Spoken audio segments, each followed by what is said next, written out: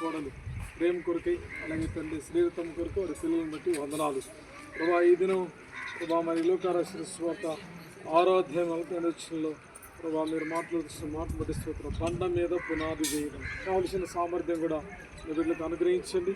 ఏ మేస్త్రికి అయితే ఆ మేస్త్రి పేరు నాకు తెలియదు, ఆ మేస్త్రిని కూడా జ్ఞాపకం చేసుకో, పని వారిని జ్ఞాపకం చేసుకో, అప్పగించిన పని నమ్మకంగా చేయగలుగుతుంది దయ చూపించండి.